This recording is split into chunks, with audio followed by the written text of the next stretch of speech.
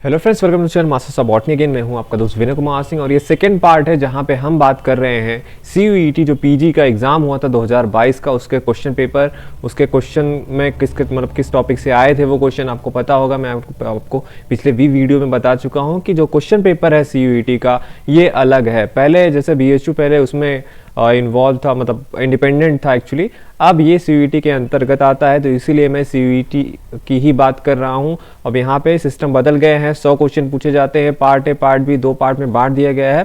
Part A से 25 MCQ, जहाँ पे कहाँ से आते हैं, language comprehension, verbal ability, general awareness, mathematical quantitative ability and analytical skill से। वही जो पार्ट बी है ये आपका कहाँ से आता है, बॉटनी से आता है। ये 75 इसमें MCQs रहते हैं। टोटल टॉपिक सिलेबस जो इन्होंने दिया है 14 में डिवाइड किया है, घबराने की जरूरत नहीं है, सिलेबस कुछ बदला नहीं है। वही एल्गी, फंजाई, ब्रायोटेडो, gymno, angio, cytology, genetics, biochemistry, economic, botany, plant physiology, plant biotechnology, वही सब सारी चीज़ें हैं। तो कुछ अंतर नहीं आया है, सेम चीज़ें वही है, वही टॉपिक आपको पढ़ना है जो आप आज से पढ़ते आ रहे थे। थोड़ा सा आपको इन सब पे फोकस करना पड़ेगा क्योंकि 25 MCQ यहाँ से आएंगे।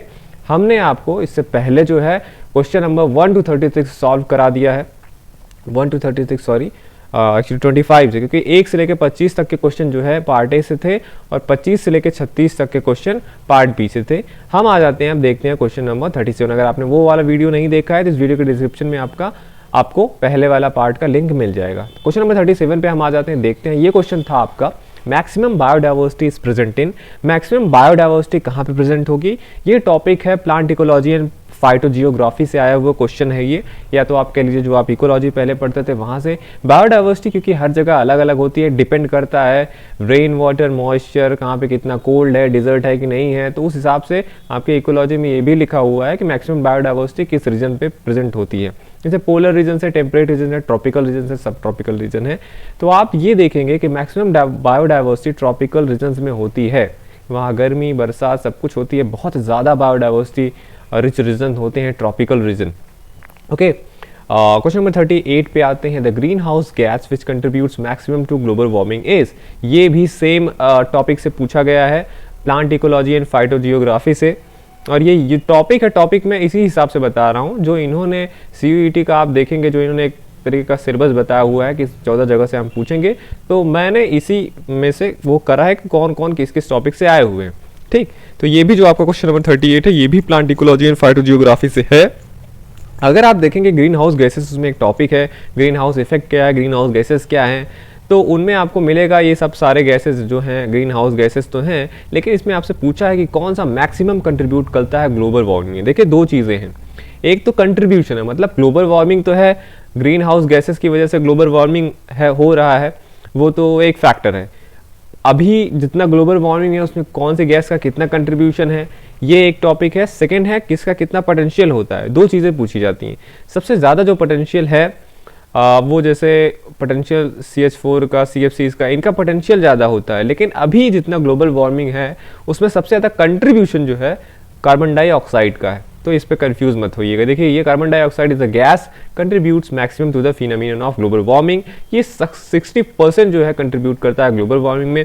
उसके बाद आता है आपका मीथेन, CH4 20%, CFCs 14% और N2O जो है 6% कंट्रीब्यूट करते हैं ग्लोबल वार्मिंग पे। क्वेश्चन नंबर 39 पे आते हैं। The pattern in which leaves are folded in a bud in relation to one another is called.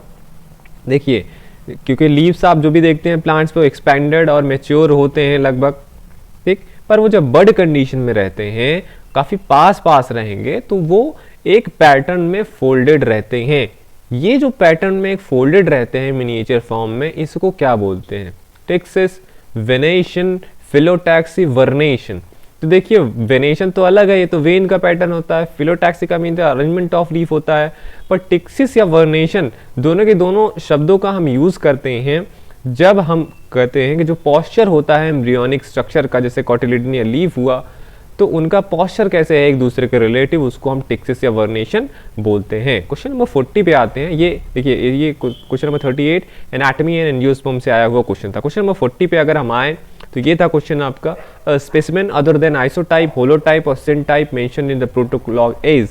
ये कह रहा है अगर प्रोटोलॉग, पहली बात तो प्रोटोलॉग देखिए, जैसे अगर मुझे कोई नया प्लांट मिलता है, ठीक, और मैंने उसको पब्लिश करा, तो वो जो आर्टिकल होता है वो प्रोटोलॉग होता है, मतलब ओरिजिनल ऑथर का। वो मैं जो प्लांट मेंशन करूंगा उसमें आइसोटाइप, होलोटाइप, सिनटाइप मेंशन करूंगा। साथ ही साथ एक और चीज़ वहाँ पे मेंशन मैं कर सकता हूँ, वो इनमें से कौन है, ऑटोटाइप, पैराटाइप, टोपोटाइप या इलेक्ट्रोटाइप। तो देखिए, एक जो ओरिजिनल ऑथर होता है वो आइसोटाइप मेंशन करेगा, होलोटाइप मेंशन करेगा, सिनटाइप मेंशन करेगा, और साथ ही साथ पैराटाइप भी वो मेंशन करता है। पर इलेक्ट्रोटाइप, टोपोटाइप, ऑटोटाइप ये ओरिजिनल ऑथर नहीं बनाता है, इसे बाद में बनाया जाता है। ठीक, अगर जैसे कोई ओरिजिनल ऑथर का स्पेस में डिस्ट्रॉय हो गया, कुछ हो गया, उनके बेसिस पे। और अगर आपने टाइप क्या होता है, ये टाइप कैसे, किसके बेस पे बनते हैं, ये आपको अगर नहीं पता है तो मैंने वीडियो एक बनाया था बहुत अच्छा, उसमें मैंने पूरा करेक्शन करके कैसे ये टाइप होते हैं वो मैंने दिखाया है। उसका भी लिंक आपको इस वीडियो में मिल जाएगा। क्वेश्चन नंबर 41 पे आते हैं, और हाँ, ये क्वेश्चन नंबर 40 जो है प्लांट सिस्टमेटिक से आया हुआ है, टॉपिक नंबर 10। क्वेश्चन नंबर 41 पे आते हैं, पूछा है आपसे, tricolpate pollen grains are present in. Tricolpate pollen जो ग्रेन जो है वो किस में प्रेजेंट होते हैं, लारेज, निम्फियस, पिपरेज, ब्रेसिकेज।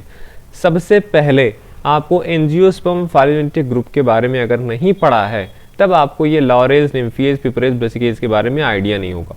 ठीक, तो सबसे पहले आपको क्या करना है, APG4 का क्लासिफिकेशन पढ़ना है।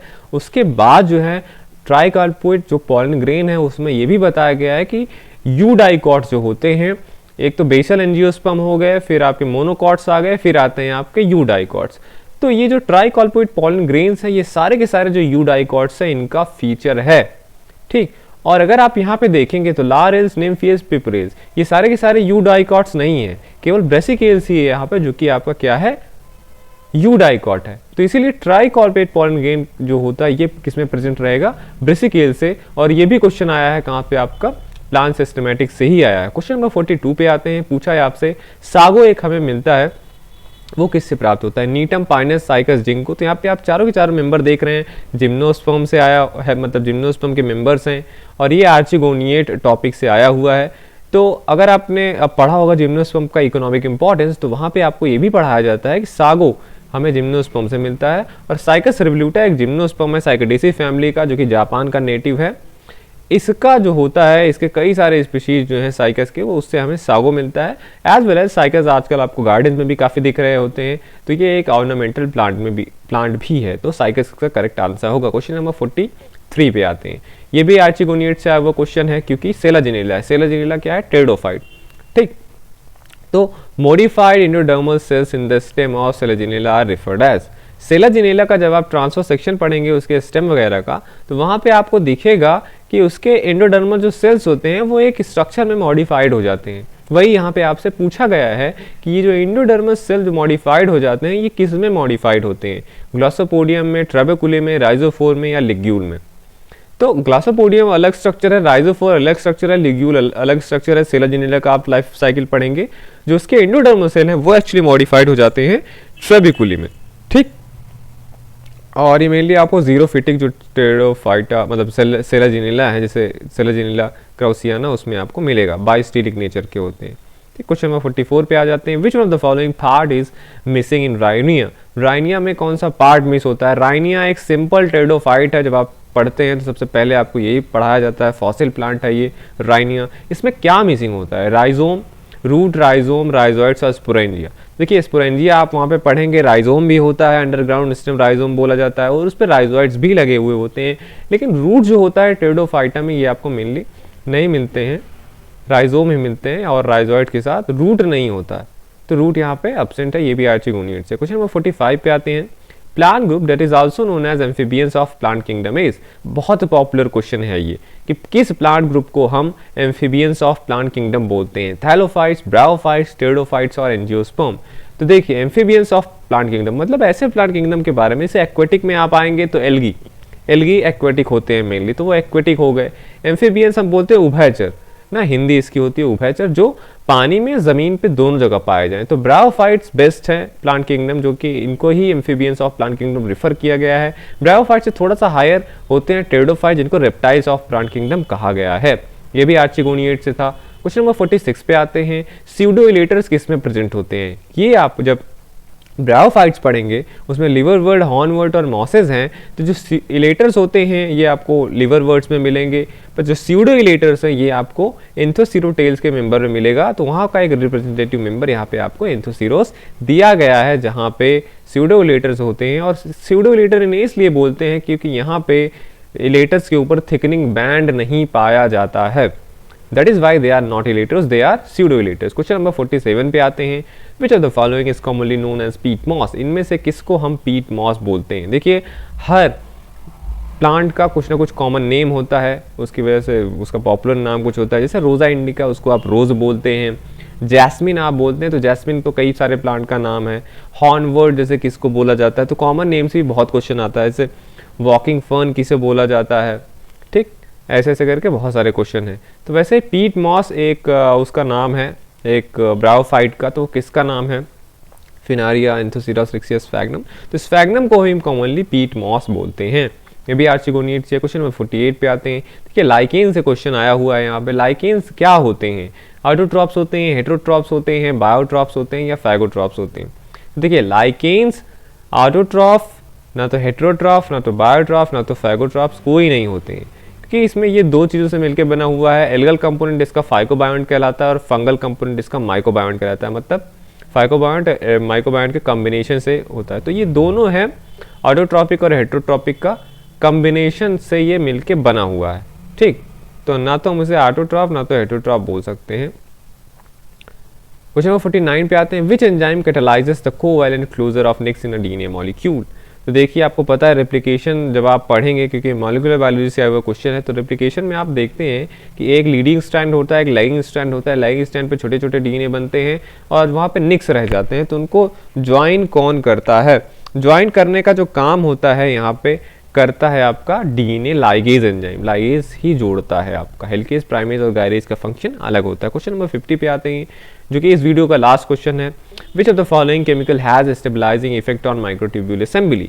ये देखिए आप बायोमॉलिक्यूल्स या सेल बायोलॉजी जब पढ़ेंगे उसमें आपको जैसे सेल है हमारा, आपको सारी चीज़ें पढ़ाई जाती हैं, तो उसमें साइटोस्केलेटन भी होता है। जैसे हमारी बॉडी में स्केलेटन होता है, वैसे सेल के अंदर भी उसका साइटोस्केलेटन होता है कि एक्टिन, फिलामेंट, माइक्रोट्यूब्यूल इन सबसे मिलकर बना हुआ होता है। तो माइक्रोट्यूब्यूल की असेंबली और डी असेंबली दोनों चीज़ें होती हैं। एक कुछ केमिकल हैं जो कि माइक्रोट्यूब्यूल की असेंबली को स्टेबलाइज, उस पर स्टेबलाइजिंग इफेक्ट उनका पड़ता है। वो कौन सा है? कॉल्चिसिन, पैक्लीटैक्सेल, नोकोडाजोल या कोल्सिमेट?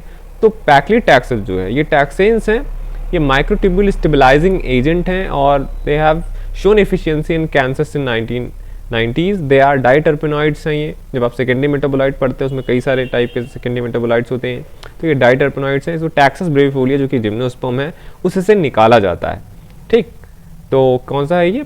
पैक्लीटैक्सेल। तो ये था आपका क्वेश्चन नंबर 50 तक का हो गया। पहले पार्ट में मैंने 25 से लेकर 36 तक किया, उसके बाद इसमें 37 से लेकर 50 तक कर दिया। बाकी और भी इसमें अभी बचे हैं 50 क्वेश्चन और, वो भी मैं पूरा सॉल्व कर दूंगा। आप देखते रहे masters of botany and thank you for watching this video.